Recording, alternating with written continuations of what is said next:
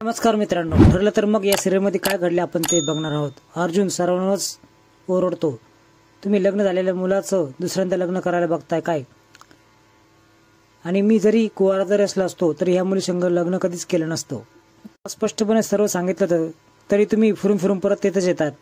मी मात्र पॉलिशी मारते, आपल्या भविष्याचा विचार करा असं ती बोलते.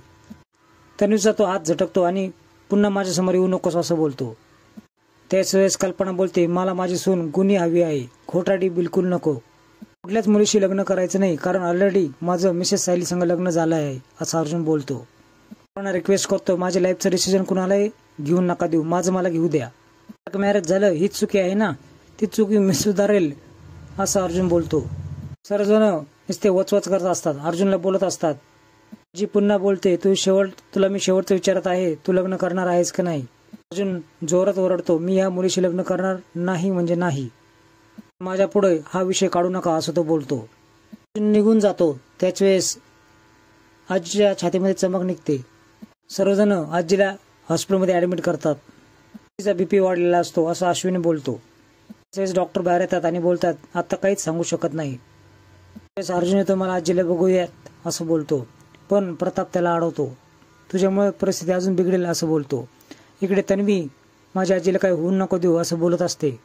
चोर पॉलिशी मारत असते, माझा जीव घे पण आजीला काही होऊन नको देऊ असं ती बोलते. सायली मात्र आरशामध्ये स्वतःला बघून लाजत असते, स्वतःच्या मनामध्ये हरून गेलेले असते. अर्जुन बरोबर घातलेले प्रत्येक क्षण तिला आठवत असतात. ती मनातून खूप खुश असते. अर्जुन बरोबर घातलेले सर्व क्षण तिला आठवत असतात. ती स्वप्नामध्ये हरून जाते. तिचा हात पकडलेला असतो आणि ती खूप लाजत असते. ती सोडा ना असं बोलते, मात्र तिचा हात अर्जुनने नाही तर कुसुमने पकडलेला असतो. ती नंतर खूप लाजते. सगळे यांचेच बास होत आहेत असं ती कुसुमला उत्तर देते. आजूबाजूला फिरताना दिसतायत ते असं म्हणून ती पुन्हा लाजते. मध्ये वेडपिस झालंय कुणीतरी असं कुसुम बोलते. वेड लागला आहे, अर्जुन सरांचं वेड लागलं आहे असं ती बोलते. ती तिचं मंगळसूत्र हातामध्ये घेते. त्याच वेळेस फकीर बाबांचे शब्द तिला आठवतात, एकमेकांवर खूप प्रेम आहे, आता आम्हाला कोणीच बाजू करू शकणार नाही असं ती बोलते.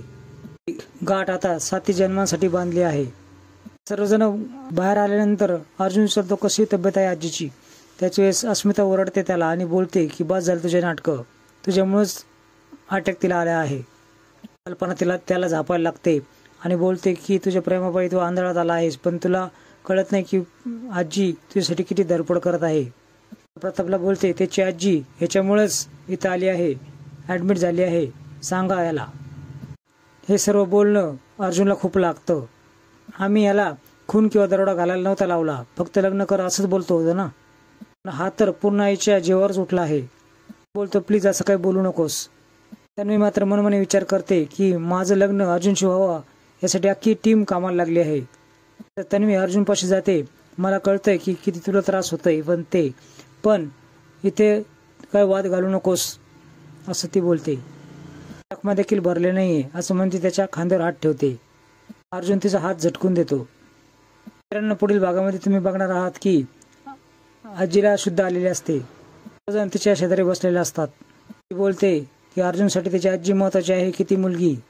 कल्पना म्हणते, आजीचा आवाज त्याच्यापर्यंत पोहोचत नाहीये, फोर्स करत असतात. प्रताप बोलतो की तुला अजूनही आजी तब्येत बिघडवायची आहे का? मात्र काय बोलायचं काहीच कळत नव्हतं. सायलीला देखील कळतं की पूर्ण आजी हॉस्पिटलमध्ये ऍडमिट आहेत.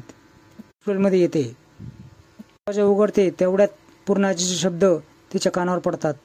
आजी बोलत असते, मला वचन दे अर्जुन की तू तन्वीशीच लग्न करशील. तिला खूपच मोठा धक्का बसतो आणि सायली आल्या पावलांनी पाठीमागे फिरते. मित्रांनो, तुम्हाला काय वाटतं, अर्जुन कोणता निर्णय घेईल? यासाठी हा व्हिडिओ बघा